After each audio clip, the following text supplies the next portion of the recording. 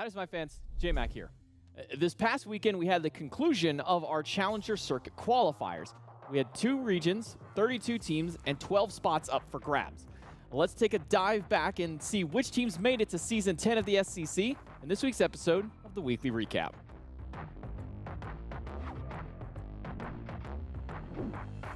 Every single set this weekend was a qualifier match. On Friday, we had 3 of them over in the European region. Crank versus the Olympic Pulse kicked us off on our Friday. Crank was the fan favorite to qualify, and they certainly delivered with a 2-0 sweep over the Pulse.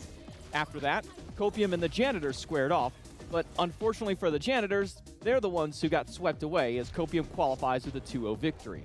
Lastly, Just F6 and Bowl Patrol faced off. Just F6 made it look easy, taking the final set of the day with a swift 2-0 victory. Now on Saturday of our event, we split the day in half with 2 European sets and 2 North American. Starting off our day, we had Pasatek versus Who is Impo. Pasatek kicked off the set with a Game 1 win, but Impo managed to pull back and take the set with a 2-1 victory. Next up was Yopa versus the Olympic Pulse, and unlike their Week 1 matchup, this set was nowhere near as close, as Yopa wiped the Pulse 2-0 to qualify as your final EU SCC squad. Moving over to North America, we had the Winter Dogs versus the Snakery. The Dog's bite was just as mighty as its bark, as the Winter Dogs with ease took the set 2-0. Our final set of the day featured the Sturdy Artisans and Puerto de Mazatlan. The Artisans proved too potent for Puerto and cleared their opposition with a 2-0 to qualify to the SCC. Our final day of play of the event was strictly North America to qualify our last 4 teams. First up, we had Contrary versus Late Night Raijin, and Contrary made quick work of Late Night, sweeping the set 2-0 to qualify. The second set featured 8 is Too Late versus What We Learned. While 8 is Too Late took game number 1 to start out the set, What We Learned lived up to their name and adapted to their competition, pulling back the next 2 games to win out 2-1. Third set was Puerto de Mazatlan versus Akihi. Puerto, now in the lower bracket, cleaned up their gameplay and dominated their set in 2-0 to join the SCC. Our final set of the weekend was 8 is Too Late versus Primakami Inc. Primakami didn't need much time to pick apart the Too Late squad, as Primakami joins the NASCC with a 2-0 to end the week. And there you have it. We've now solidified our 12 teams moving forward for the SCC in Season 10. And now you can see what their new team brand names will be moving forward. Copium, now the Niflheim Wargs. Nice Try, now Hex Mambo. Just F6 has become the Tartarus Titans. Crank has become Yomi Tanuki, Who is Impo for the Olympus Bolts, and Yopa now to the Solar Scarabs to round out EU. For North America, Winter Dogs have become Valhalla Valkyries, Sturdy Artisans to the Cowlid Wardens, Contrary to the Athenian Sages, What We Learned, Shibal the Storm, Puerto de Mazatlan, the Aru Scorpions, and finally Primakami Inc. are the Tyrian Weavers. If you want to watch more SCC action, then make sure that you tune in Friday through Sunday every weekend, both before and after the SPL, as we'll be airing the EU SCC in the morning and then the NA SCC in the evening. If you want to catch up on any past broadcasts or behind-the-scenes content, then check out our YouTube channels SMITE Pod and SMITE Pro to watch that. And make sure that if you want to see more competitive SMITE in general, that you start out on Friday, April 21st, as we kick off Season 10 of Competitive SMITE.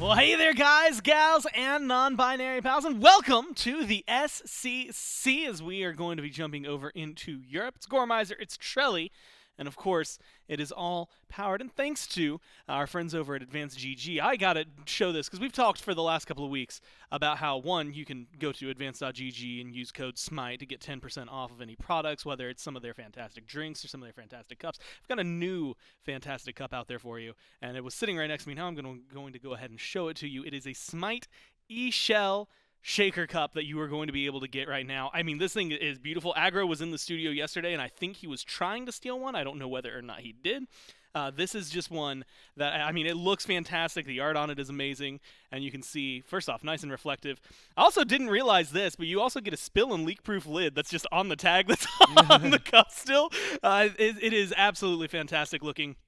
So if you were thinking, man, I really want to pick up and get an eShell cup, or I wanted a cup in general, and you've been looking for a shaker for anything, whether you're getting some of the delicious flavors at advanced.gg or what have you, this is going to be the cup that you are going to want. Has eShell very prominent on the top, and again, use code SMITE, you get 10% off of that one. I got Trelly though sitting next to me.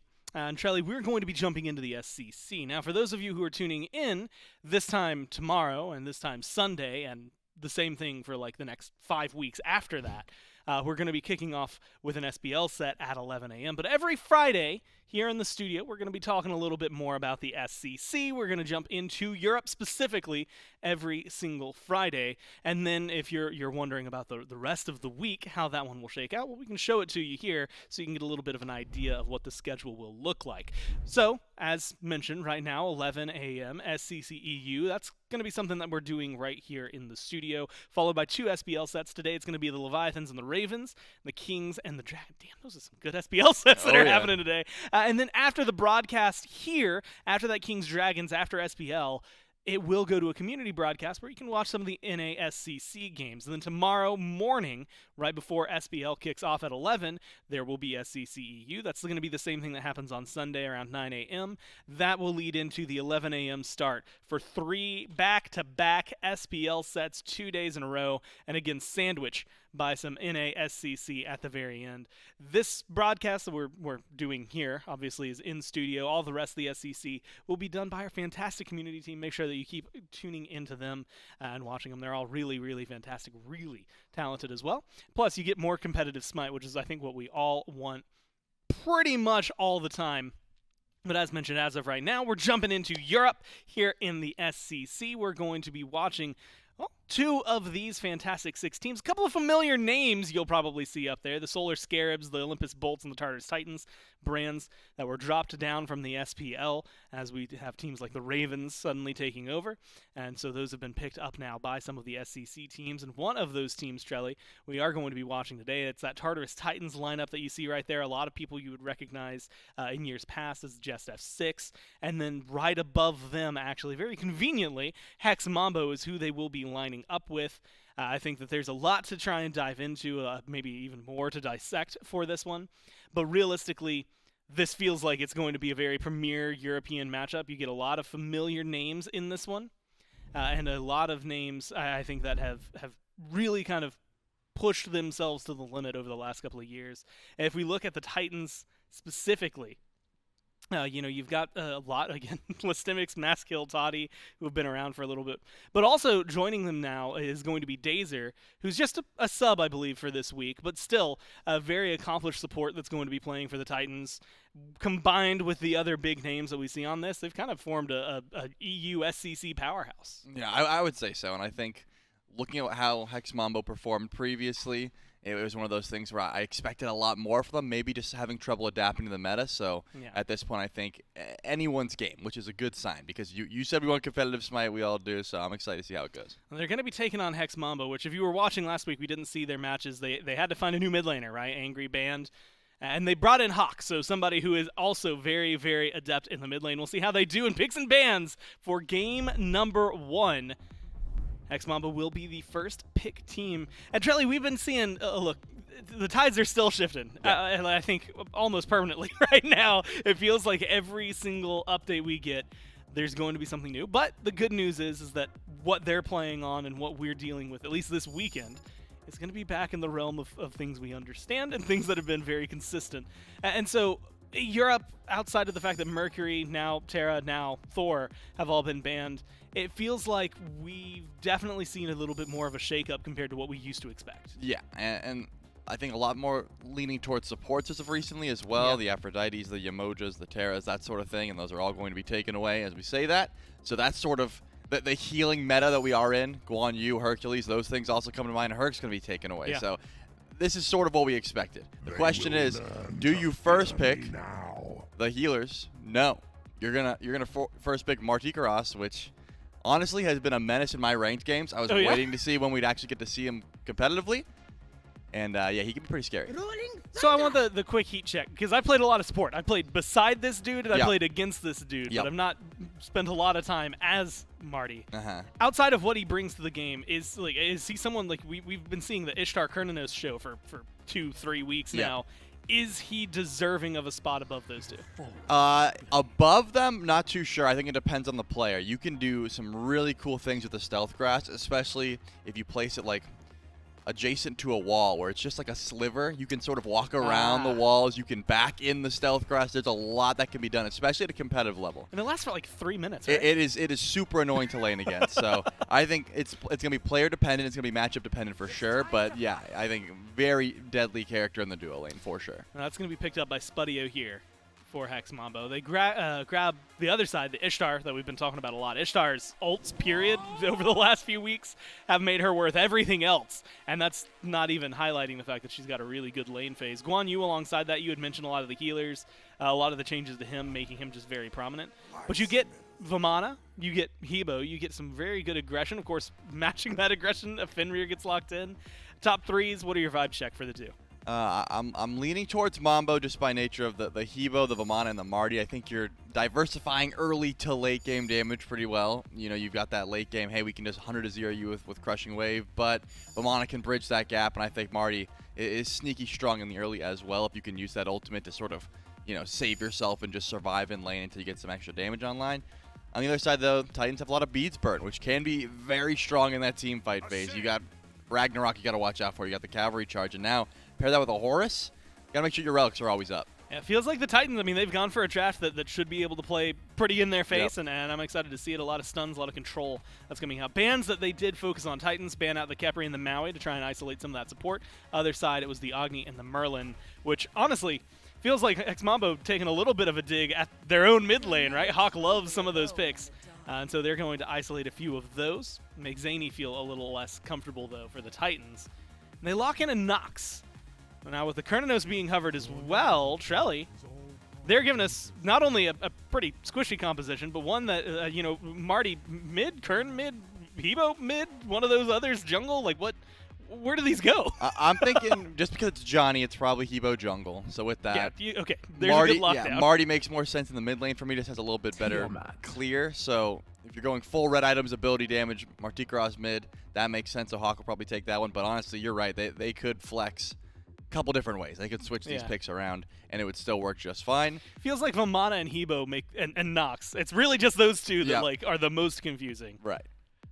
Marty versus Tiamat. I'm going to be honest, all the lane matchups I've been preparing in my mind to talk about for him specifically over the last, few weeks, months at this point, Tiamat was not at the top of that list.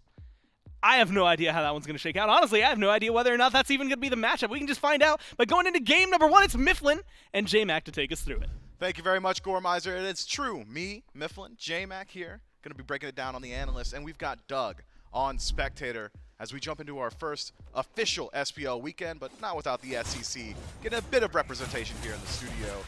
J-Mac, it's simple, man. We got an easy talking point to start things off. Marty Koras, let's call him Marty.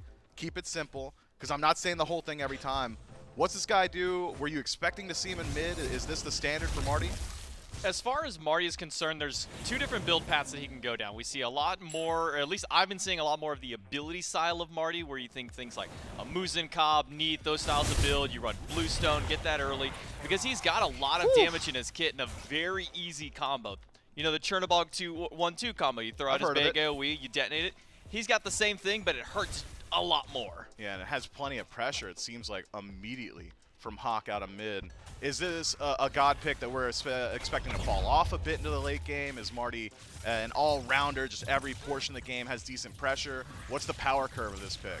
Definitely early game, his clear is his most powerful aspect. Whenever you get that acid rain down on the ground, sits there, not only does it deal the initial damage, but has that tick damage similar to AMC's Honey.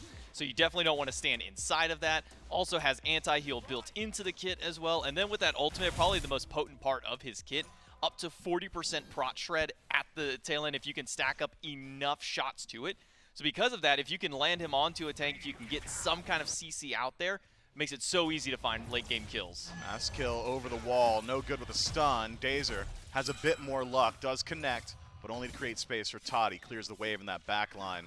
A bit of zone there from the Tartarus Titans, and a dual lane I think we can expect to have a good deal of action. Anytime an Ishtar and a CERN line up against each other, generally one should get the better end of it, but it's Julio in trouble on the other side. Lestemix, one more auto is all it would have taken to knock down first blood. The Tartarus Titans catch and release as Julio makes his way back to base.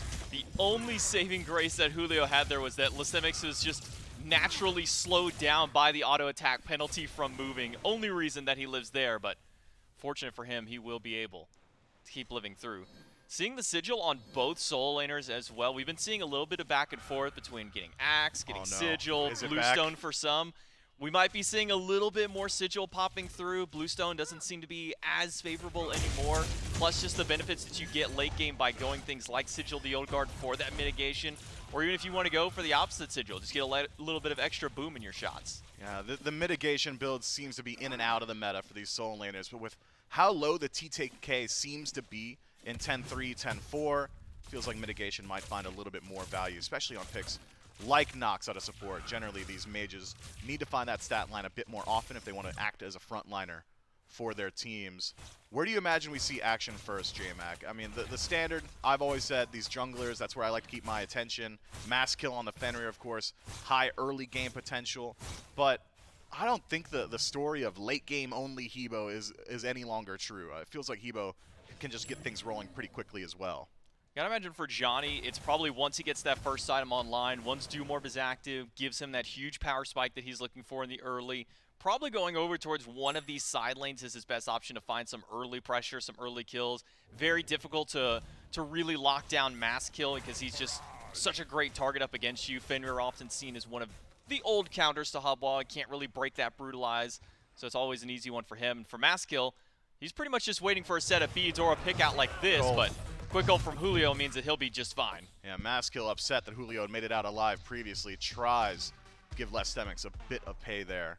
Instead, it's just the ultimate off of Julio and Lestemix in the soul lane, so parity there. Jungler traded out though, Maskill as well goes into the Ragnarok, so a bit of efficacy lost in the next couple of team fights.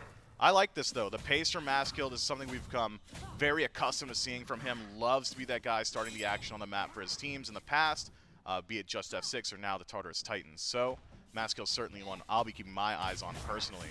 But something he's been susceptible to in the past is this high-octane, high-gank output style of play. Will sacrifice a bit of that farm. You can already see it. Now about a half-level lead for Johnny out of the jungle. And Hebo with a lead, that's scary stuff. Definitely don't want to give a Hubwall lead at any given point, especially with just how easy it is for mages to itemize these days, with how much farm Johnny's able to get in the jungle. Go Doomorb, Spear of Desolation, you're pretty much online for any given mage. The one thing that really maybe catches my interest is that Zany has gone for something that we haven't seen in quite some time, which is the Tablet of Destinies. Fairly easy for Tiamat to stack this one up, so I'm not too concerned in that regard, but with some of the nerfs that have been coming up towards it as of recent, with some of the changes that will be coming through, I imagine a little bit later, we probably won't be seeing much of this item. Still decent at this point, but just not the build path that we've been seeing, and definitely not the optimal damage curve that we've been seeing for a lot of these mages just yet. Yeah, previously when Tablet of Destinies was in the meta, it was because of that mitigation build. True damage seemed to have found a little bit more value, maybe with mitigations coming back a bit. Julio going down that sigil tree.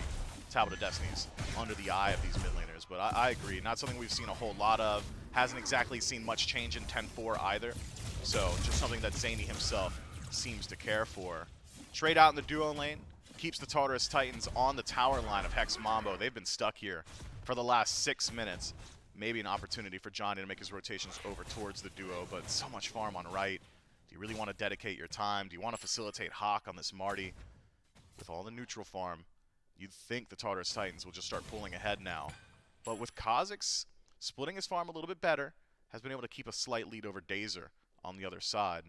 Johnny now makes his appearance in the duo, but it's just for the farm. It's the exact same thing we had seen on the right-hand side. Takes that cooldown buff now, takes the shield buff as well. A nice rotation from Hex Mambo, nets them a small macro win. if I'm the Tartarus Titans, I want Dazer out of this lane. I don't want this Horus to be sticking around in duo where 6 minutes in the game, you've already got your Gauntlet of Thieves, and you've got such great targets that can really use the benefit of being able to burn beads. And Horus, one of the best gods and one of the best supports to do that. You walk up and dash at a Marty, he's going to want a beads because immediately he's going to follow with the Prot Shred and the knock up afterwards, and then that's an easy setup for a mass kill immediately later. So I want to see Dazer get a little bit more active on the map, not stick around the dual lane the entire time, try and use that ultimate. You have such great rotational power on this Horus, such great beat shred as well. Start putting that to use. I think we can maybe see the Tartarus Titans try and find at least a little bit of action there. Zany, he'll at least run into Johnny, or I should say Johnny runs up to him in the lane, put some pressure there, but his soul lane is where the most action has been, surprisingly. And Julio has just been stuck in his tower as well. The Tartarus Titans playing well around their side lane aggression. Have, for the most part, been winning out in their individual trades. But even with Julio suffering in the 1v1, it still is an experience and gold lead for the Vamana, who split a little bit less farm. We've seen Mass Kill present in the soul lane twice or thrice now, splitting those waves, splitting up that neutral farm, whereas Julio, for the most part, has been left to his own devices and, having gone undying up until this point, has pulled ahead naturally. So which one of these two teams, J-Mac, do you think has the onus to get aggressive sooner? You had said you want to see Dazer get aggressive. Nearly finds a target there. Dash forward, no good. Silence on a mass kill, drops him low, and Johnny, with a crushing wave, puts the first on the board. Dazer now just trying to create space. He's sacrificing himself for his team. Forces Hex Mambo to peel back onto him, but will fall down nonetheless. The Tartarus Titans lose 2 and gain nothing. Yeah, unfortunately for the Titans, they're taking too long to group up towards this left side of the map. You start to see the immediate group up. It was Zany who was the last one to get there. Meanwhile, all of Hex Mambo had already been collapsing towards this shield buff, trying to get that fight started through. Sure, Johnny was the initial target in that fight, but unfortunately you have to walk through a knock silence, and well, nobody on the Tartarus Titans really has that ability to do so. And the one thing I'm going to be keeping my eyes on for probably about the next 5 or 6 minutes, Mifflin, is going to be the beads on Hex Mambo. Not a single one has been used so far in 8.5 minutes of play. You have a Horus, you have a Fenrir. The fact that not a single beads has been burned just tells me that Tartarus Titans don't have the wherewithal to jump in there, try and get aggressive, burn those beads, and maybe recognize the fact that, sure, you don't have to get a kill with this ultimate, but you have to get something started. It's not for lack of trying. Dazer in once more. Does get the ultimate off of Hawk. Perhaps a bit too reactionary there. Wasn't a lot of threat headed Hawk's way, but your ultimate's on a lower cooldown than those beads, so you'd rather trade that one out, especially with some CDR stacked up with Transcendence finished as well. Could be an opportunity now for the Tartarus Titans to get aggressive once more. They're taking their fight over to the duo lane. Spudio with a dash, able to narrowly avoid the fracture from Dazer. But where does that leave the Tartarus Titans? No man's land. Johnny and Kha'Zix starting to move their way forward. No damage connected. It's all for that macro farm. And once more, the shield buff will go the way of the chaos. Dazer forward once more.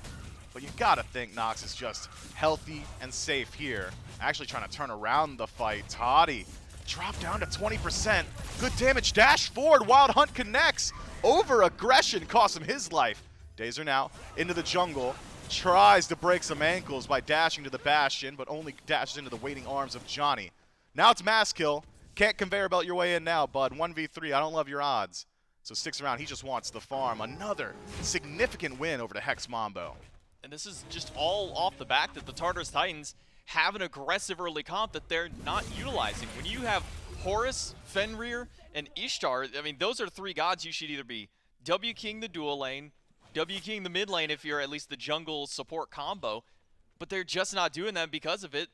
They're losing out on their macro farm. They're losing out on their shield buff time and time again. They're possibly even losing out on some of their other buffs across the map. Mid-Harpies have been going the way of Hex Mambo almost every single time. And because of that, Johnny's been able to get so far ahead.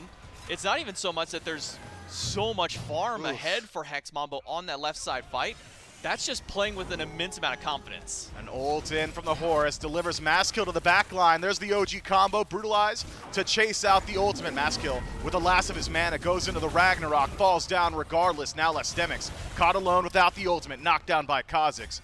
It's Dazer and Zany now on the retreat. Kha'Zix so healthy, not good with the Shadow Lock, but the chase still there. Hawk nearby, just peppering in damage. won't be able to do too much from here. The Tartarus Titans disengage, but not before they lose 2 again. 2-1 combo from Hawk, really setting up in that fight, and that death from above. Sure, the more shots that you hit from there does slightly reduce damage, but you are also reducing protections all the same while. So while Maskill dove so far into the backline, he used his entire kit to get to Johnny and had no way to escape the damage from Maskill, which sets up for an easy pick in that fight. But it's another 2-for-1 trade, or I should say the first 2-for-1 of the game. Tartarus Titans now on the board, but every single engagement the Hex Mambo are taking, or maybe having thrust at them, they're winning out. 2 kills every single time for themselves, and it's just allowing Johnny to get so far ahead. Sure, he falls in that fight, but he's 2-1-3, has the Spear of Desolation online now alongside that Doom Orb. This is effectively the power spike for this hop on just about for any mage at this point. I think Tartarus Titans maybe took a little too long to get Dazer off this left side of the map. Yeah, but now the Tartarus Titans are at least doing what you had called for, which is try and leverage the aggression, utilize the composition throughout the early game. Perhaps a bit too late, as you said. Now with a 3-level deficit in support, just feels like Kha'Zix not only tankier, but a bit more active in these fights as well. Dazer, gotta play carefully here. Caught by the silence, nearly makes it to an ally, but Johnny knocks him down. 4 stacked on the left side. Hex Mambo might be able to pull out the Gold Fury here, and the Tartarus Titans, things are getting precarious, aren't they, J-Mac? We're already looking at 3,000 deficit just 12 minutes in. That's before the Gold Fury falls down, putting us up to 4. I guess the Tartarus Titans try and make the best of a poor situation. Pyromancer, the target. Kha'Zix the only one in range.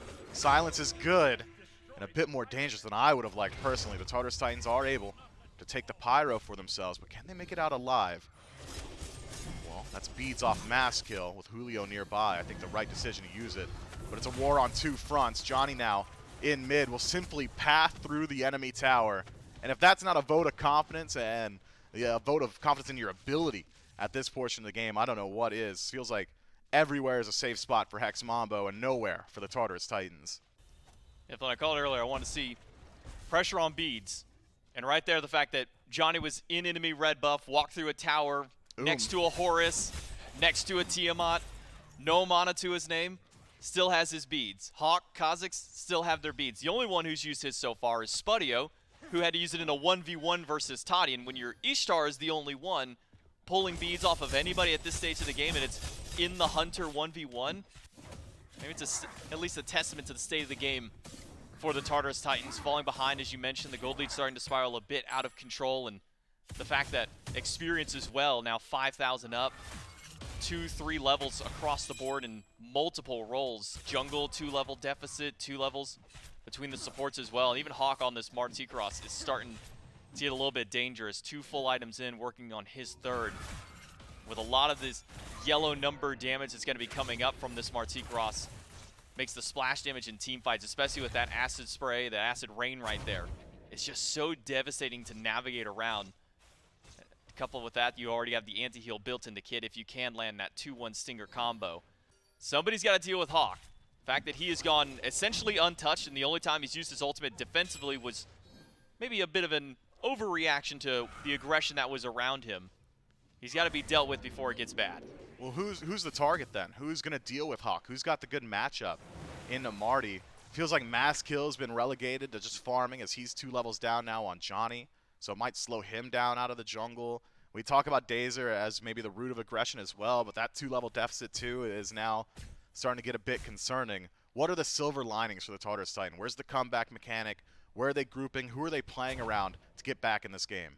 The Tartarus Titans have a lot of great pick potential. If they can find one person out in the jungle, if they can find one person sitting lazily inside of their lane, you got a perfect opportunity. You've got 2 great characters who can burn the beads. Remember, Fenrir and this Horus as well. Not only that, you've even got the Guan Yu ultimate. We've only ever really seen it used against Julio in lane. I think once Lystemix starts getting out of these, get out of the lane, get towards some of these team fights, utilize that heal, give the CDR over to your team as well. You have a lot of great opportunity to pick players. The problem is once we start getting to the late game, it gets a little bit harder to find those picks. You really have to fish for those a lot more than you would on a standard AoE style of comp. You've got at least 2 hunters on the side of Hex Mambo as well who are going to be great at objective play. So I really think for Titans, trying to get some of these early picks is their best way to get back in. So maybe there's some rotations from Lestemics. Could be with a doctor ordered. Feels like, though, Lestemics as well has got his work cut out for him. Julio now tanky enough to bully the lane even at a 1v2. Maskill not willing to step forward. Talusol has a good deal of shred, though. Julio maybe a bit squishier than he had anticipated. Brutalized, doing upwards of 30% of his HP there. Regardless, survives and doesn't even have to use the ultimate either. Maskill not willing to force out that Colossal Fury with the Ragnarok, so it will fizzle on the right-hand side. We're a couple seconds away from the Gold Fury spawning. It seems Hex Mambo are first on scene. Whether or not they pull it immediately, to be determined. Lestemics also making his rotation across the map. Soul Laners don't lie. And with him here, I think the Tartarus Titans have decided that they agree with you, J-Mac. It's time to draw their line in the sand. Can't allow this lead to slip any further than it already has. But with no aggression on the left, with no Gold Fury pull, Lestemics will go ahead and reset himself to the right, perhaps content to take the exact same trade we had seen previously. Earlier was gold for Pyro. That'll be the call once more, but Julio and Kazik showing up could make it difficult. Pyro does end up going to the Tartarus Titans Primal to Hex Mambo, which is only going to make it that much harder to defend up against these late game Fire Giants, but a faster grouping by Hex Mambo will not only net them a tower, or not only net them the Gold Fury, but a tower as well. Hex Mambo been able to keep their aggression on map constant. It was reactionary play throughout the early game for the first 15 or so minutes, but now Hex Mambo with the lead have decided that confidence is the name of the game, looking for their 1v1s and an inverse. What we'd seen for the first couple of minutes where the Tartarus Titans duo lane had them locked in the tower, and now it's Spudio getting aggressive around the purple. Dazer ults in, but gets hit by the Wild Hunt. That Polymorph buys some time, not before Spudio's forced back. Now Hawk, finally for the first time this game, under the eye of aggression, forced into the air, and left alone. Maskill and Lestemics team up. Credit to Lestemics for the kills. Hawk falls down. Now it's a 5-stack from the Tartarus Titans with heavy sustain. Should be able to heal up here, potentially pressure out this tower, but it will not go unanswered by Hex Mambo. Right side tier 1 knocked down. With Johnny in mid pushing up those waves, maybe the Tartarus Titans will feel pressure to do a bit more here. Instead, it's not going to be a tier 2 push. Fall back, take your win, get out, farm up the jungle, and you're feeling all right about it. Tartarus Titans can thank Spudio for his over-aggression and maybe baiting a couple of his teammates in, because that is a moment that should not have been bad for Hex Mambo. You got Primal Fury, you got a tier 1 tower. At that point, you back out, you go to base, you spend up some of your gold, but instead Spudio decides that he wants to get a little more aggressive, tries to go for a purple buff invade, tries to fight up against Toddy in enemy territory. Sure, you're 4,000 gold up, but you yourself are not 4,000 gold ahead of everybody else. That's split across your team. The royal you. Because of that, it does end up baiting in a couple of members of Hex Mambo. Kazak's able to get out. Hawk ends up being the one who goes down for Spudio's fate. And it's once again another set of relics down for the Hunter. But again, it's the only set of relics that goes down. Hawk, recognizing he was going down there, didn't use his beads, didn't use his Aegis to try and buy time, just used that Death from Above to get his immunity, to try and reposition himself. But it was also the rotation from Lestemics, because all that action happened over on the left side. Lestemics finally left that right lane, jumped over into the dual lane to try and help out. We finally start to see a little bit of action from the Titans. We still need a little bit more, though. Taking objective trades like that, sure, Pyromancer's valuable, but nobody picked up the Runic Bomber. If they did, they used it on what would have been a tier 1 tower at that point, or maybe in a team fight. So not really getting the value of what's there, just getting the gold trade out more than anything. Tartarus Titans, of course, not happy with the experience in gold trade, but with the Runic Bomb, able to keep things relatively even. Taking out that tier 1 tower. The gold lead has not extended past that 4,000 to 5,000 mark. Hex Mambo been nursing it there. Maskill over the wall has been just constant in his aggression towards Julio. Julio undying regardless. Maybe 5 or 6 attempted ganks now. Still have not hit pay dirt in the soul lane. And as the later the game goes, Julio's going to become even more and more difficult to knock down. Seems like he's very confident in his ability to survive these fights instead of going straight down that damage mitigation or defense tree. Going to fish it up with a katana. Potentially a serrated for penetration would allow him to stick around these team fights a little bit longer. But the Tartarus Titans, I think, deserve a bit of credit here. Considering the pace of game that Hex Mambo had set up until this point, I thought we would see just a runaway on the last round of neutral objectives. But even being able to grab the Pyromancer with trade of Gold Fury, I think. A small win for the Tartarus Titans. Now with Hex Mambo, as we've crested that 21-minute mark, I think it is time to disallow the Tartarus Titans from getting these trades. Instead, play spoiler to their game, maybe even group up around the fire, where Tartarus Titans will be forced to respond.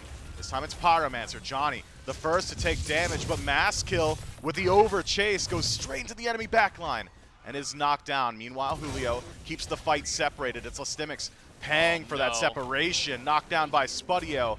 It is a conveyor belt of aggression from Hex Mambo. Toddy GR next on the chopping block in the Tier 2 tower. That can't protect you, bud. Beads, Aegis, buys him exactly as long as the Aegis lasts. And Hex Mambo knocked down their third of the engagement and potentially more. Johnny gets credit for Zany, who sticks around for far too long. 5 members of Hex Mambo around the corner. Not sure you should have been there, bud. Just let your ally go down at that point. I mean, if they're willing to Tier 2 tower dive you as a 5-man death ball, don't step back up in the jungle at that point. It was a great start of the fight by the Tartarus Titans, recognizing that they might have at least one person to try and find pick on. The problem is it was Julio who stepped up the furthest at first. Immediately, the Tartarus Titans turn their attention over towards Johnny once that Pyromancer does pop up through. But the Pyromancer goes to Hex Mambo. 4 kills. Fire Giant and now a Gold Fury are going to go to Hex Mambo. And what was barely 4,000 gold, you spread out across the team, we're pushing that up to 8,000 plus. And now it's even more dangerous territory for the Tartarus Titans. Because of this, they've now got to worry about defenses on their tower lines. Sure, you have a few towers to stand up, but I don't imagine Tier 2 is where you make your stance when you're already losing so massive in these jungles. You do have some decent siege defense. Tiamat, while not the best mage at defending, does at least have some decent range, can throw out some of the different monsters from her ultimate to try and defend through, whether you use the Tornado to try and get a little bit of poke, or even just that first ability, primarily Onslaught, good at dealing with these minion waves, but easy to body block.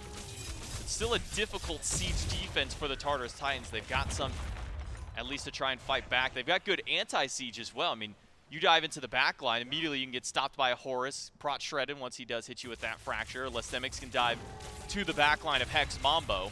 But Dazer now going to utilize that Horus ultimate a little bit. Will port his team immediately to the Phoenix. So smart, delivers the minions as well. So backdoor protections have been dealt with. Right side bird, the first to fall. It's the Tartarus Titans who take it. Kha'Zix left alone, forced to use those beads. Will be able to survive regardless. Don't think Masskill's got the damage to shut him down. Instead, it's Kha'Zix who keeps the Tartarus Titans here. Johnny, given the time to rotate. Dazer, no ultimate, no dash, no chance of survival. Can only buy time. Heads back away from his own team. This is a decision we'd seen earlier from Dazer. Sacrifice your own life to make sure your allies make it out alive. Will eventually fall down, and there's parity in the Phoenixes. Left side for right. Hex Mambo find the more valuable of the two. Hawk and Spudio, though, the ADC core left alone in the back line. It's the exact same thing on the right side. The Tartarus Titans now on defense, on the way out of base, chasing them out. Hawk and his teammate Spudio removed. This is one of the biggest team fight wins for the Tartarus Titans up until this point. Can they make it out alive? Julio has Zany and Toddy on his eyes. Johnny and Kha'Zix teaming up against Lastimics. Lastimics no ultimate. Should not be able to work his way out of here. And Julio's HP, I don't know if you see him up there, it has not moved. Has the 1v3 up against Zany. 50 seconds left on nearest respawn once Dazer rejoins the land of the living. 3 versus 3 on the mid-bird. Minion wave there for Hex Mambo. I think they might be able to push in. Julio didn't even go for Soraya. He went for the ultimate insult to injury. It's Hasten Katana for the Vamana stick to 3 different targets, and this should be an easy fight for Hex Mambo. Julio takes a lot of damage here, but it's the Phoenix that's really under threat. It does fall down. Johnny now forced to use that crushing wave defensively. Mass kill on the chase. Good Aegis to avoid that water spout. Keeps him alive. Lifesteal off minions. Disengage now on his mind. Or potentially re-engage with Dazer, delivering him to the back line. Johnny, are you going to make it out alive? So fast. Unreal. Atlas of the Yellow River, one of his 4th ultimates. Hebo just has so many amazing abilities. Able to disengage entirely. A 3v3 in mid results in just 1 death. It's the death of the mid Phoenix. Masskill can also thank Dazer for the heal in the middle of that fight. Not only the Aegis to buy him some extra time, but that sustain from the Horus keeping him alive. at the end of that water spout as well, because Maskill did build into at least a little bit of defense to try and deal with this Hebo. Take a look at the Oni Hunter's Guard picked up there. Gave him a little bit of extra mitigation during that team fight to help him stay alive up against this glass cannon that is Johnny. But Johnny's also built defense for himself. Breastplate of Valor. And now going into his first power pot of the game. We're 26 minutes in, and this is a full build jungler. Not often that we see the jungler as one of the first ones to start this build out, but because of that, it's expedited. Hex Mambo to go for their second Fire Giant.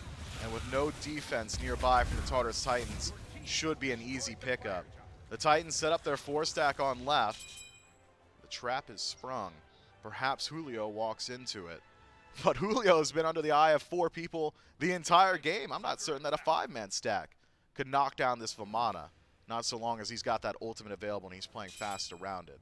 The Tartarus Titans did not love their odds in a Fire Giant fight, so maybe this gank on the left-hand side the only way for them to crush this siege. Instead, it's a complete reset. Nobody from Hex Mambo stepping out of line. You talked to me already, J-Mac, about the base defense from the Tartarus Titans. Tell me a little bit about the siege from the Hex Mambo. What are the keys to success we're looking at? We got 2 Hunters. As long as one of them can get in, easy to take down these Phoenixes, no problem there. You have Julio, who feels unkillable at this point, can dive into the back line, the shielding. So easy for him to do so as well. Maybe one benefit that is, at least on the side of the Titans in that regard, is that Dazer did pick up that erosion to try and deal with some of the shielding that would come from Julio. But the fact that Julio has been fighting for 5 people pretty much this entire game, has dove under the Phoenix multiple times now, has kept 3-4 people out. Just made it that much of a threat for himself, and I'm not sure they really have the tools to deal with Julio at this point, just because the fact that he's built into the Spectral, so he's already got an answer to Toddy's crit. It's going to make it harder for him to kill. Zany has gone for a very odd build in the mid lane, going for a 3rd item, Book of Thoth into a Soul Reaver, so severely lacking out on that percent pen to try and deal with this Vamana, who notably hasn't built into too much magical defense, but he hasn't really had to because he hasn't been fighting Zany too much this fight, and so far it hasn't seemed like Zany has been too much of a threat for Julio, as Hex Mambo step up to the Phoenix for their siege. This could potentially be the last fight of the game. If the Tartarus Titans cannot maintain their base or their lives, the Titan would follow soon after. It's a split push, 2-man core in mid of Hex Mambo with a 3 on right. Right side bird, though, has gone largely untouched. Keep your eyes on Kha'Zix's pockets. He's got the Runic Bomb there. That could be the go button for this team. Not only does it do massive damage to these structures, but it also reduces the attack speed, making it that much easier to siege. Lestemic's holding down the front line, takes a good deal of poke here, but just as much as Kha'Zix himself. Julio finally joins the fight, goes in first, but disjointed in the aggression from Hex Mambo have allowed the Tartarus Titans time to regroup. It's Dazer up to the sky. He's bringing Maskill and Lestemix with him straight to the back line, but lands into the Wild Hunt. Johnny double kill to start the fight. Make that a triple as he knocks down 3. Goes down in trade, but he's done the work of many men. 4 dead from Tartarus Titans, and it's only Toddy alive on the defense. Up against 4, you gotta think there's no chance. Game 1 over to Hex Mambo as they have fun with their food. Toddy GR fighting for his life, clawing for survival in his own fountain as the Titan goes untouched. Hex Mambo, it was never in doubt here in Game 1. Now it's all about adaptations as we advance in this best-of-3 set. Gotta see some change-ups for the Tartarus Titans, not even so much in the draft. I love the composition that the Tartarus Titans had going into this. They have a great pick style of comp. You've got great early game aggression, which for a team like Hex Mambo, when you think of the core of Hex Mambo, kind of the identity that Hex Mambo has had over the course of these last couple seasons, it's been early game fighting. Be that team that's going to win by 25, maybe even 30 minutes if it goes a little longer. The problem is the Tartarus Titans didn't use that early game that they had. They didn't utilize Mass Kill on this Finner to burn beads early on with those ultimates. Didn't get Dazer out of lane fast enough. I think it was almost 7-8 minutes before we saw Dazer actually finally leave the dual lane for itself. Got to see some change-ups on field if you're going to draft a composition this early. So maybe don't change up your composition too much. It had a clear identity. It's play on field and execution that needs an adjustment. We'll give them time to figure that out as we go in to a break before we jump over to the desk. What do you see? You can be anything you want to be, you know. You will never be alone. Girl, go make your move. There's nothing left to prove. I know that you will find your love again.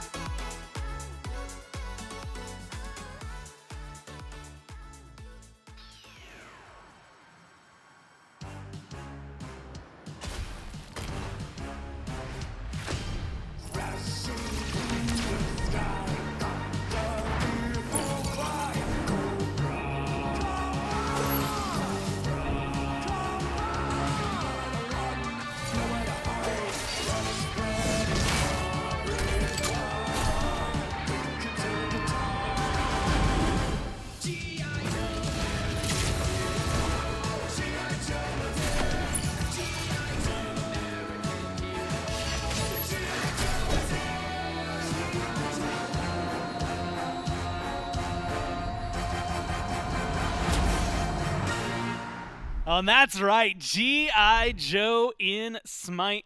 And of course, at least Shelly, my favorites when I was a kid to have the actual figures of was Snake Eyes and Cobra Commander. Come on. And so you absolutely know I'm going to be rocking those skins in game. And you know that you can too against 6 fantastic skins from G.I. Joe. And all of them, I think, going to be I'm continually floored with how fantastic these skins not only come out, but how fantastic the crossovers are. So make sure you pick these up. I recommend playing as Cobra Commander and speaking in his very, very specific voice. It'll help the immersion.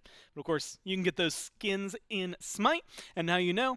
And Shelly, of course, as we all know, knowing is half the battle. Of course. So that's going to be what we have for the initial portion of this. Now we get to talk about the other things we know.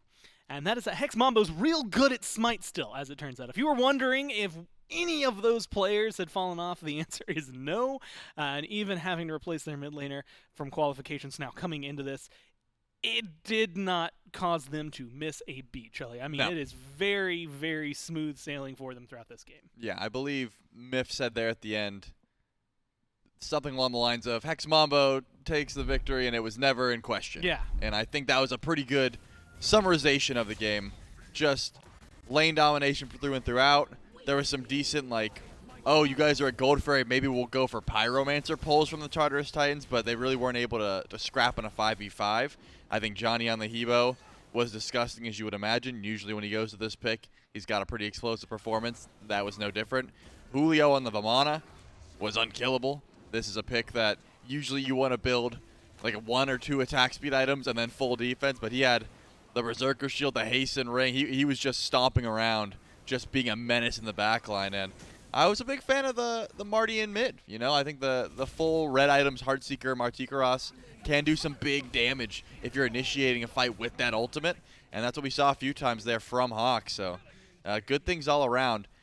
It's going to be difficult for the Tartarus Titans to unpack one specific thing that went wrong in this game. The Hebo could be a start, but, I mean, Johnny performs like that on 5 or 6 different picks in this meta, so it's going to be a long battle to try and bounce back from that one. And they had already shot down 2 of them, right? Mercury was banned out, admittedly, by Hex Mambo. The Titans had banned out the Thor.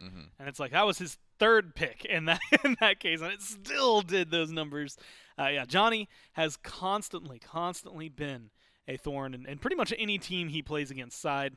I'm excited to see him continue here in the SCC alongside his teammates who, again, had impeccable games. We'll find out if they can do it again here in Picks and Bans game number 2.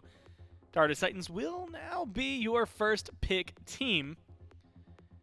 Charlie, I'm going to be honest. It's going to take me a little bit to get the mental reset of Tartarus Titans and not immediately thinking of like Aurora, Paul, etc. I thought you were going to say the reset from G.I. Joe. I thought you were still hyped about it. I am kind of still hyped about it. I've been thinking about, like, should I try doing a Cobra impression? I was like, I haven't heard Cobra's voice in a little bit. Probably not the time to do it. And if there was a time to do it, it was about 5 minutes ago when I was talking about Cobra's voice. But no, I am still pretty stoked about that one. Again, G.I. Joe, we got Transformers. You could go in Smite and literally reenact my childhood. Yeah, you could. Me too. Yeah. I thought you'd have more to say on that. Well, I thought you were gonna be like, all right, that childhood. Anyways, look at these bands. Oh yeah, okay. There's fine. Okay, there's bands. Wow, we're playing Smite. Hebo, you had mentioned it getting banned out. The Tartarus Titans do follow your advice. Terra and Thor going to be following alongside that one. Umoja, Aphrodite, and the Marty going to get banned out this time. No party for him. And so they're going to limit a little more of what the Tartarus Titans have, but that does leave open a couple of bans, and specifically here, the Hercules makes it through. And we've seen this, I think, in Europe the most, but it is a very high priority pick over here. We've seen it a lot in North America as well, but it's something that has been game-changing. A lot of these dudes love this pick and have loved this god, whether he's in meta or not. And right now, he's in meta. He certainly is, and something interesting here from Hex Mambo is the fact that they first picked the Marty last time. This time their second pick, and they make sure to ban it away in that second slot. So that tells me that's probably pretty high prioritization for that squad.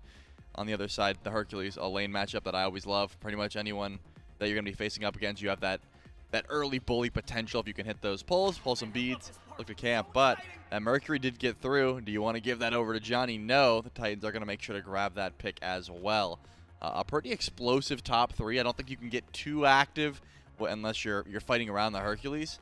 Merc's one of those weird gods where he doesn't love to fight, but if you find a good special delivery, you pull some beats early, you can still get active, so they have that potential. He was one of the first 3 gods we put on our tier, or that I put on our tier list yesterday, in terms of gods that are super fun to cast because of the sonic booms, right? A Quiet Mercury game, not that fun to cast, doesn't do a whole lot. Very, very forgettable.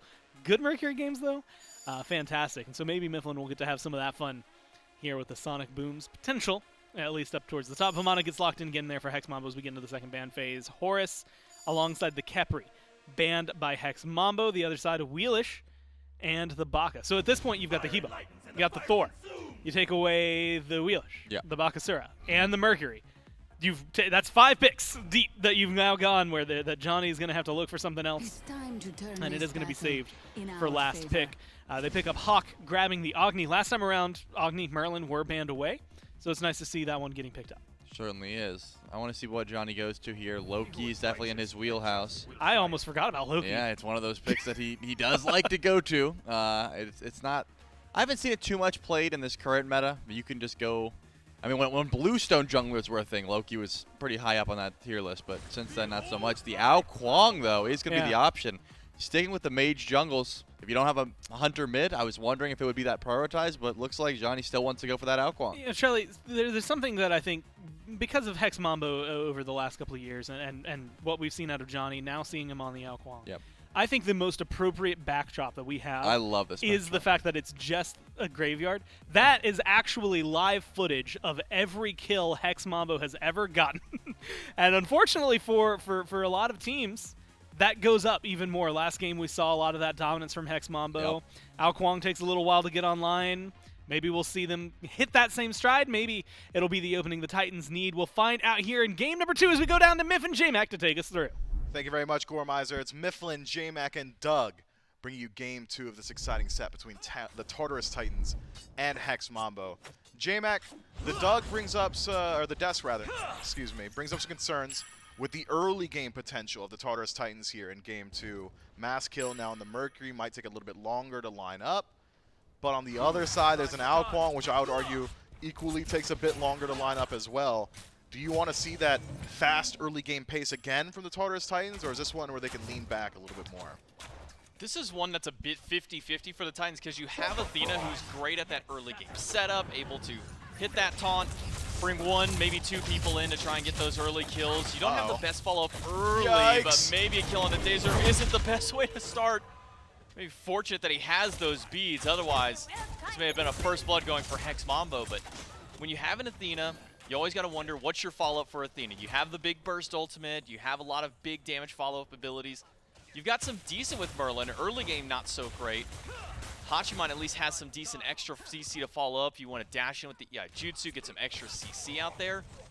But at the same time, as mentioned by the Desk for some of those woes, is you do have a Mercury. Typically wants to wait till that first item is online, starts getting that crit to stack up before he gets too active. I think a lot of onus is going to be on Dazer this time around. Johnny tossed in, able to get in that water illusion. Avoids the arcane stance. You don't know where he is. Johnny with the stealth. Just walks through mass kill. Nearly able to find first blood there. The Tartarus Titans, it's exactly what Charlie had called for. Those special deliveries in the early game could keep things interesting. A bit of poke back there. Brings it back to a state of parity, though, in the mid 2v2. I'm curious. The Tartarus Titans, once more, seem to be winning out in the majority of their side lanes. It's really just Julio now, who's struggling on that right-hand side. Dazer, of course, dropped low early, but able to resustain. Feels like Hex Mambo, maybe the first 2 minutes is that silver lining where teams can find their opening. Because if you allow this squad the time to group up and play as 5, it just seems like they've got such a solid grasp on how they want to address this game. For now, who are the keys to success in the early game? On either side, J-Mac, who's going to be making things happen? Tartarus Titans, again mentioned earlier, I think Dazer's got a lot to go for with this Athena to try and find some pressure. Team up with Maskill. You go Sonic Boom with Defender of Olympus as a combo, especially if you can find somebody like Johnny who doesn't have beads, maybe even get Julio or Kha'Zix in the early game. Could make for a nice and easy 1-2 combo for a pick there. Hex Mambo, you got Ishtar, you got a Maui as well. Your dual lane is pretty much set in stone. Probably won't be losing out in any early fights there. In fact, going for an invade to start things early out. This is at least, for Hex Mambo, probably their best saving grace of the early game is that they have a Maui, that they have an Ishtar to be able to control this left side of the map. And Julio going back on the Vamano, he was unfazed in game number 1, no matter how many ganks got thrown his way. Easy peasy for him again. Toddy forced to use those beads defensively. A good bit of CC there from Kha'Zix. Creates the space once more. Now creates an opportunity for the next 160 seconds. No CC immunity available to Toddy until he ticks over to level 5. And being forced back to base at level 3, level 5 is a ways off for the ADC of the Tartarus Titans. Now Johnny, who should be ticking to 5 himself very shortly, has a clear target for that execute. Does hit level 5, already on the duo side of the map. Just now have to get Toddy into that threshold. I don't imagine we see the Tartarus Titans step up anytime soon. Especially for Toddy on this Hachiman. A very safe hunter, and he can sit from a range, fire those eagle eye shots to get a little bit of help on the wave clear. Heavenly Banner, great for clear as well, assuming they can fully hit the wave. And then that ultimate able to get him so far away by jumping up onto the horse. But Johnny knows that there is a target without beads in Toddy. He's been sticking around this left side now, but has been standing on a ward for the last at least 10 or so seconds. So Toddy going to wisely sit in the depths of the tier 1 tower to keep away from him. It's a tough situation where Johnny can't necessarily know that Toddy's concerned or has that ward there. Not that it seems to matter. Just a little bit more damage. That third ability enough. Ultimate's good. And up to the sky. Toddy falls down, even with perfect information. I suppose just assumes that Johnny had rotated back towards mid, but instead, a dive between the towers, perhaps the only line of play that cost Toddy his life. Had he stayed in the tower, don't imagine we see Johnny go for a level 5 tower dive. First blood over to Hex Mambo on a late game scaling jungler. And Johnny's storied enough just as a player that I don't want him getting a lead even if he's playing something like Geb jungle. This is a rough start for the Tartarus Titans. It's not only that Toddy should have stayed in the tier 1, Dazer also missing the taunt at the end there. There's no beads on Johnny. He bought Blink first relic. That taunt would have connected, may have been just enough to save Toddy's life, but because he stepped out of tower, because the taunt doesn't connect, it does go for a first blood for Mambo. We saw Titans try this a lot in game number 1 to no success so far. It is not working out for them as Julio able to get up into that Colossal Fury once again, scare away at least the 2 on the right side, but at least lose out on his blue buff for this. So, Mass Kill and SMX recognizing the timers on that can find at least something out of nothing. Dazer on left, has to thread the needle with a dash. Gets caught against a wall regardless. Landfall, not only a pull, but also a structure. And the rest of Hex Mambo swarm him, immediately knocking down that support player. Cost him the relic and his life, so you gotta think that's a play that you can repeat. Johnny, not running into the same issues the Tartarus Titans did in game 1. Beads are down on the side of the Titans, so this execute should find continued value throughout. Dazer will have the ultimate. The Defender of Olympus, if he's fast enough, can channel it for the CC immunity to avoid the execute in the future, but I'm not so certain that Johnny's going to give him that opportunity. Julio, this seems to be where he lives, isn't it? Just this 10% HP threshold, at least throughout the early game. Struggling in that 1v1, but Listemic's no ultimate. And no beads means no CC immunity on the right-hand side either. Johnny, I mean, he's going to have a field day just getting to select where he gets to go. Dazer now hitting level 5. This is maybe at least an early game silver lining for the Titans, is now they have the ability to create these more unbalanced situations for a team fight. If you're wanting to go for a gank on the right side, normally you do it as a 2v1. Well, now you got a 3v1 whenever you throw Dazer over there. Again, calling back to a combo I mentioned at the beginning of the game. Sonic Boom plus Defender of Olympus, connect onto somebody as soon as that ultimate goes through, dash right back to him. You have to slam down alongside Dazer. Maskill maybe try to set up for that one, finds Hawk in the jungle, but Hawk Yikes. will quickly make short work of Maskill's time on the jungle. Yeah, Sonic Boom channeled. Maskill thought he was the hunter, but he is the hunted. Johnny knocks him down. Ultimate for a bit of damage, but does not put it on cooldown. So the execute's still available for Johnny out of the jungle. Maskill, not what you want to see. He had been nursing about a half-level lead up until that point, but Johnny able to close it up by knocking down Maskill himself. All 3 kills of Hex Mambo find their way to Johnny. Means it's a pretty hefty bounty. Dazer's going to step up, and now surrounded by 3. Pulled back by Kha'Zix, and the bombs by the mid laner sets up for easy pickings for Johnny, but Zany's able to make it a 1-for-1 trade. Zany now on the retreat. Pull no good. Maskill from the grave. Respawn. Sonic Boom to close gap. Now it's Kha'Zix in a bit of trouble. Can they turn this one around, though? Defender of Olympus finds the wrong target. J-Mac and Johnny knocks down Maskill. Dazer needs to do something to turn this around. Reach no good. And Johnny, a man living on the edge, decides to turn around and walk forward. Takes a bit of damage from that Ice Storm. Zany, not enough stacked up just yet. And Hex Mambo once more come out cleanly on the other side. Now 5-1. I mean, this lead, it's the exact same as game 1. When we talk about the history of a player like Johnny, and it might be a moment before we can talk about his history, though. Taunt missed by Dazer. Spudio still has ultimate and dash. We'll be just fine. But when I look back at Johnny's... Okay, never mind. Spudio wants to keep the fight going because, well, look who's right back around. It's Johnny once more. A teleport in to start it out, but seems that Dazer should be just fine. Toddy, maybe a different story. Dazer in some trouble. Goes in for the peel. Pays with his life. The story of a support caught out. Johnny, though, takes a lot of damage in trade, and Toddy able to finish off that one himself.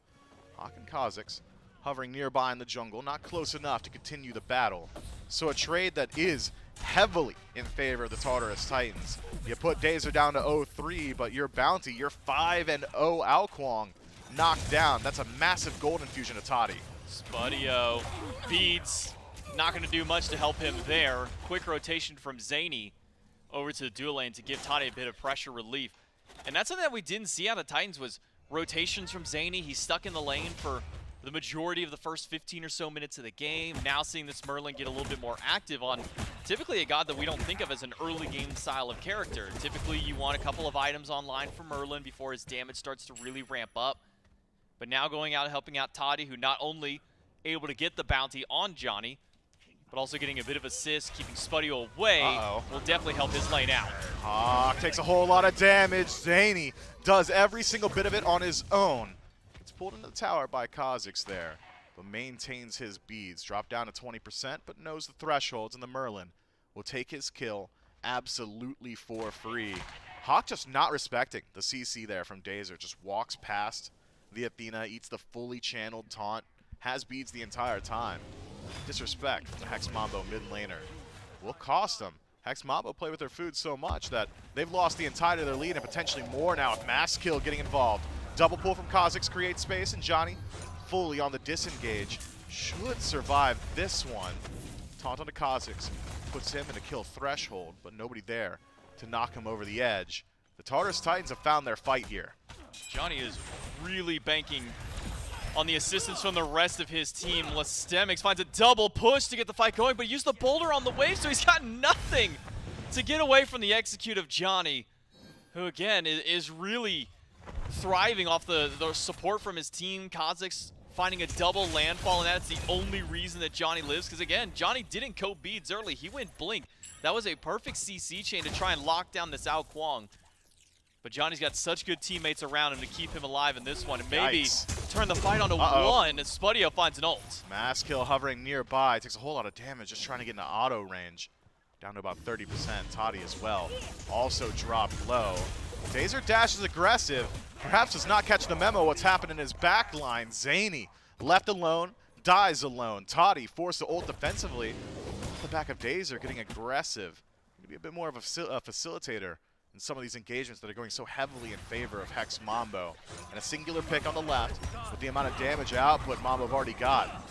Lead to a Gold Fury. The only one in range to defend is Dazer, and I'm not so certain he's got a horse in this race. Hex Mambo, they may have stumbled a bit, but what was a 2,000 gold lead cut at around that 9-minute mark to a dead even game has immediately reestablished itself as we get to that 12-minute mark.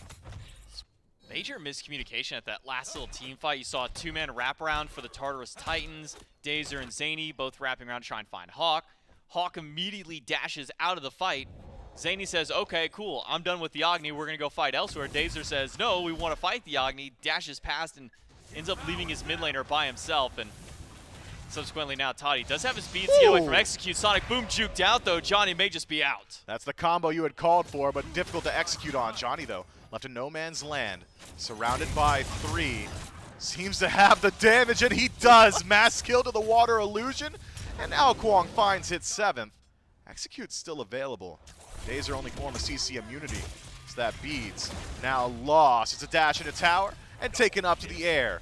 Toddy tries his best to buy some time and does so, but does not get anything besides that. Just a couple of seconds to play around on the map before Johnny's able to dunk down and put his 3rd in the engagement on the map. Triple kill over to the jungler. Johnny has been unstoppable on this Ao Kuang. That is flying entirely in the face of what standard Smite pace would dictate to you, at least where Ao Kuang's pacing is concerned.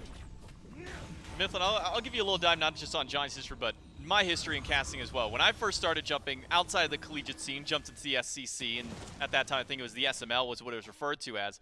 Johnny was one of those players in that scene for the EU region. And you know what picks he was playing? Loki? This right here. Oh, it was the Ao Kuang. This Ao Kuang was banned every single game against him alongside Kali and Bakasura. He was never allowed to touch those 3 gods. And for reasons just like this, when Ao Kuang, Baka, and Kali are meta and good, Johnny has a field day in scenes like this. There are hardly anybody that can stand up, and this is the reason why. He's level 13, he's got 9 kills. He's not that far ahead, but look at what he's doing. It's just that itemization, so much power early on. Goes back into the tower, up against 3. Julio creating space, but that should be the end of it. Not healthy enough to stick around. Sonic Boom's being channeled in the back line, but that's simply a threat as Julio dashes forward. Dazer taken to the sky. When Johnny's got the execute, you have to show respect. Lestemix, that's a double. Mass Kill could find Julio and does. I doubt he makes it out alive, not with Hawk on the scene. And even on the left, J-Mac, it's going south everywhere on the map. Spudio finds his 1v1 nearly a deicide. It's only Zany alive. And now the Dazer's on respawn. That deicide curse will not persist. Zany finds the 1v1. Hawk stands his ground, nearly able to take him out post-mortem with the passive, but not enough damage. We'll see if Kha'Zix can finish up the job. Has ult, just off the mark. Zany will be the only one who lives from all that fighting. Solo kill on the left side. Johnny. Maybe to be expected just because of, look at the lead that Spudio's built up. 4 levels between the two of them. Oh, so it's not even worth the kill anymore. It's already only, you know, a tier 1 item. That doesn't seem like too much. Just a now whole goes back and picks the full item, but that was just a tier 1 item deficit there between those two players. That's just the levels. That's just the natural power that you're getting from these hunters, the extra HP that you're getting just from leveling up. Now, not as worth trying to go for a kill on Toddy if you are Spudio, but takes a tier 1 tower alongside that. Just now access to level 12 in the second relic from Toddy, who didn't use his beads. So if that was an Ishtar ultimate that stunned him, it's not just maybe Hawk who's not paying respect to the CC chain, but could be Toddy as well. Maskill gets 2 punches on Kha'Zix, does nothing to him, but now he's got backup. And the backup hasn't done a whole lot either. Doesn't seem like Kha'Zix's concern. Doesn't to me. Up, down onto Dazer. Damage not quite there, and Dazer pulls the ripcord, ejects himself to the sky. He's able to make his disengage. Primal Fury's back on the map. Hex Mambo, a significant lead in a composition that is very capable of burning these objectives. But I wonder if they're going to allow the Tartarus Titans to go for that trade. Generally, you want to desync these neutral objectives when you've got a lead like this. Johnny in first. Sonic Boom connects. Maskill pays the price. You'd think he's the one that got hit by a fire truck there, and Johnny just continues moving forward. The only thing that can stop him is the tower, and he's got allies to tank it for him. Lestemix holding up the front line, but for how long? That long. Spudio, credit for the kill. Zany caught alone in the jungle, and with Johnny on the chase, generally finds what he wants. Zany falls down, and Johnny gets his third of the fight, and it's another 4-man removal of the Tartarus Titans with Hex Mambo. They're trading nobody. 5 still alive. The ability to head to fire. 16 minutes in? That's early. Johnny started this game 5-0, died, and is now divine. That's another 9 in a row that he's gotten since that death. Is that good? That's really good. For like an Alquang, that's expected, right? Like dominate the early game. Yeah, no. Typically, it's gonna fall off, right? Typically, it's about 3-4 items when we start seeing those first, couple of kills really start to ring through. Not well, that can't be true. 17 He just now got in. 3. He's only just now got the 3 items, J-Mac. Yeah, unfortunately, Hex Mambo are just playing with that much more gusto, that much more confidence than the Tartarus Titans. To talk about how the early game for the Tartarus Titans is so good for trying to maybe find early combos. You have Dazer plus Maskill. Jump over into that right lane. Maybe try and put some extra pressure on Hulo. You've got an insane amount of CC to stop this Vamana. He's only got 1 CC immunity and 1 dash to try and get away. When you have 3 people that can chase with Sonic Boom, Confound, with a knockup, could have been at least a somewhat easy target. You had mid laner Hawk as well. Very susceptible and has not been respecting the CC that's been put against him. Multiple times he's eaten full CC duration abilities and chain CC stacks, but has just not wanted to use those relics. And even in that last little fight under the tier 1 tower myth, Johnny ate not just the entirety of taunt to pull him into tower, had the whole duration of Sonic Boom after. Yep.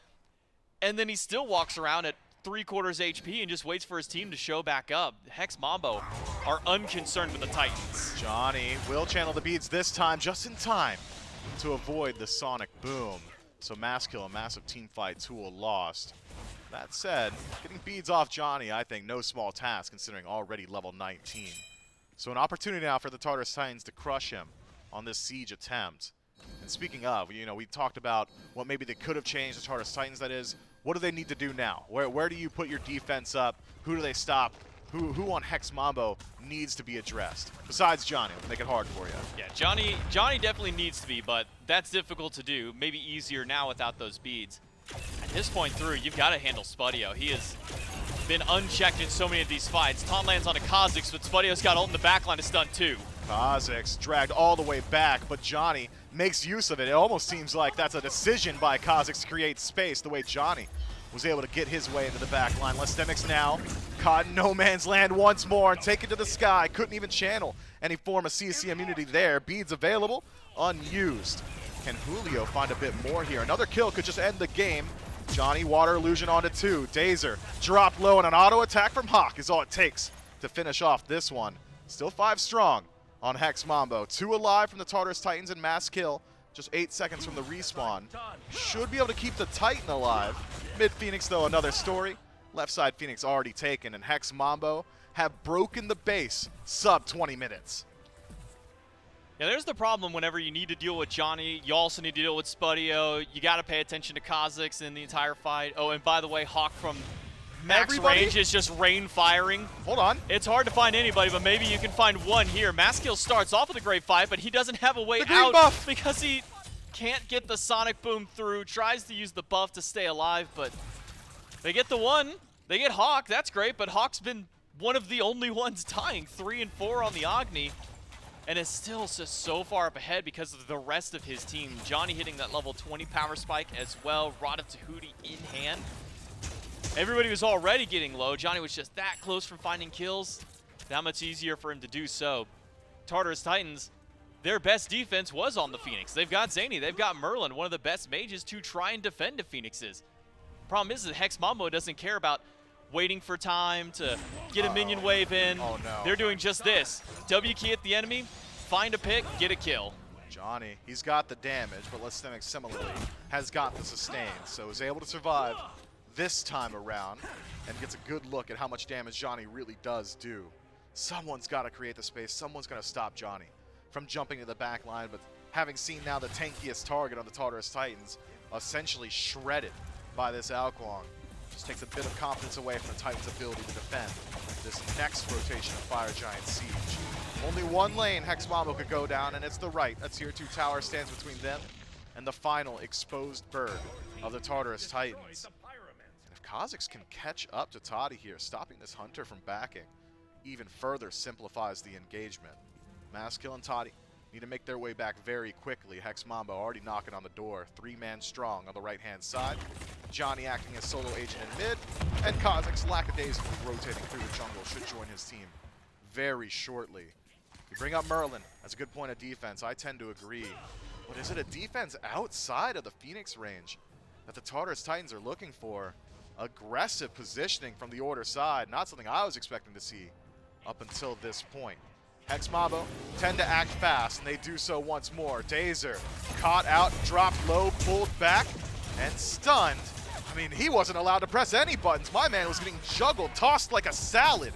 Julio knocks him down, and he's got eyes for the rest of the team. A one-man army in the base of the Tartarus Titans.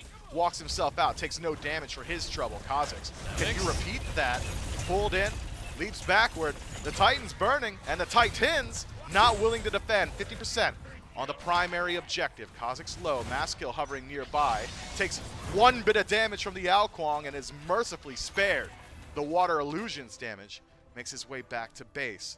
Fountain reset for the Tartarus Titans, but the Titan itself down to 50%.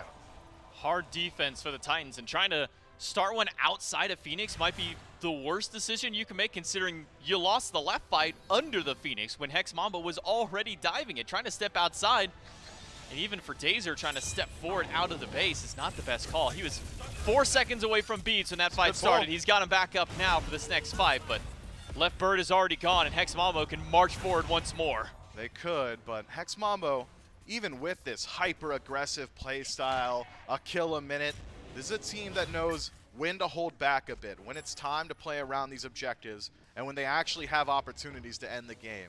Hex Mambo have elected to fall back here, so maybe not liking their odds in a full Titan siege.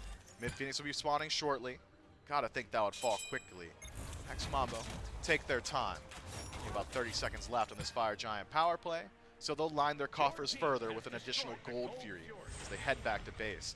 It's easy to forget how fast this game really has been considering the pace of it, but Hex Mambo, we're waiting on significant power spikes.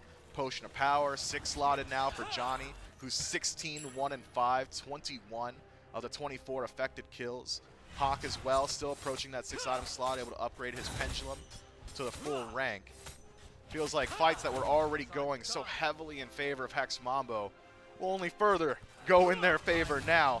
And they're still getting stronger, by the way. Not everybody's at that 6th slot. Johnny is already hard to pull beads from him. Now he's got a Magi's Revenge along with it.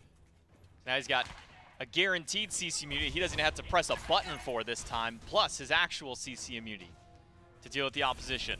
Good news for the Titans, they've got all their relics up for this defense. Bad news is they're fighting on a weakened Phoenix. No fire. With some of the damage that Hex Mambo has. Taunt onto Julio to start the fight, but it might be one of the worst people that you could taunt back in. alongside Kha'Zix. Not ideal targets to start this fight out for the Titans. It's a pull off the mark from Kha'Zix, but Hex Mambo without Fire Giant walking forward and taking a mid-Phoenix, I think. About as good as they could have asked for. Back up, shred the Fire Giant. It'll drop in maybe 10 seconds flat if the Tartarus Titans don't try and defend. He's got Magi's, J-Mac. He's going to be all right. And whoever pops the Magi is going to take more damage. That's Magi's revenge. Maskill got to play real safe here. Well, execute not even used for the actual execute portion, just to set up for Johnny to find a pseudo execute in that regard up against them. One man down at the Titan. Hex Mambo can walk Julio. right in, and Julio's already done so. Julio 1v1ing the Titan as Johnny 1v4s the rest of the Tartarus Titans. Julio, are you going to win that fight? I've never seen anything like it. Just walks in on his own and stomps on the biggest objective SMITE has to offer. Hex Mambo is not once in question. This set was convincing, J-Mac. That is a clean victory for the clear favorites. Now, Mifflin, it's not often that we see a godlike in a game. It's also not often we see one after somebody had already died through another kill streak at that point. Yeah, Johnny started the game 5-0, Yep. and then went 13-0 after his next death. If I told you 18 kills were in a Hex Mambo game, you say, oh yeah, cool, that's spread across the team. That's a pretty good endgame one. No, that was 18 kills just on Johnny alone during that one. Got to find a way to slow down Johnny if you're any team going up against Hex Mambo. But more than anything, just got to draft some pressure anywhere on the map. Felt like there was no pressure for the Tartarus Titans in any lane. You're not beating a Maui Ishtar. Merlin's going to be slow to go. Your best bet was through the Hercules. Unfortunately, they did not play through their solo at all. Instead of breaking it down further here, we'll leave it to brighter minds. Let's get it back to the desk, and they'll let you know how that went. Well, just to echo J-Mac's sentiment, it went pretty poorly for the Tartarus Titans. Real good for Johnny. I think I said it coming into this, the last desk segment. Turns out he's still really good at SMITE. He gets to prove that one here, Trelly. Yep. You get one kill streak, dies, gets another kill streak. The second one may be a little more impressive. I mean, it's really hard to talk about anything that's not the Ao Kuang. And so I'll let you figure out how to do that. I mean, you said it yourself. These gravestones behind us are all Johnny's victims. 18 kills in game number 2. We were questioning, hey, you know, what do you go to once the Hebo's taken away? Turns out the Ao Kuang's going to be a good look. It doesn't seem like at the moment there's any answers in the Tartarus Titans repertoire to try and stop what Johnny wanted to do. No. And even so, Spudio had a great performance as J-Mac highlighted. I think the duo lane gets off to a great start. Julio, I mean, just 1v1's the Titan there at the end on this Vamana pick. It's hard to break down what the Tartarus Titans could have improved on because there was just so much that Hex Mambo did well. I mean, plays clean. We're lucky that this is endless tracts of land, the Hex Mambo graveyard, because otherwise we'd run out of room at this rate. Look, they just play it incredibly well, top to bottom. Couple of moments where you could say, could they have ended there? Maybe, right? In a moment like that one, you've got pretty full aggression. Goes to 25 minutes. They find themselves a win. Get a lot of good-looking KDAs, 4-1 and 12. A nice perfect double 0-15 there for Kha'Zix, 4-4 and 13. Julio at 1-1 and 10, but of course the one that should be the most eye-catching steals the show. Johnny up front and center, 18-1 and 6, 32,000 player damage. And that was his 6th pick. 5 junglers were gone, 4 banned, 1 picked. That was the last place he was going to go. Yep. And yet he gets the Ao Kuang, and he makes sure it works out. Not only works out, but works out well. Gets Hex Mambo a win, and a 2-0 at that. And it's a nice little reminder that these teams are on this path long, just like the SBL, but looking towards Masters to play into a bracket. While SBL, you have that opportunity to qualify directly into Masters.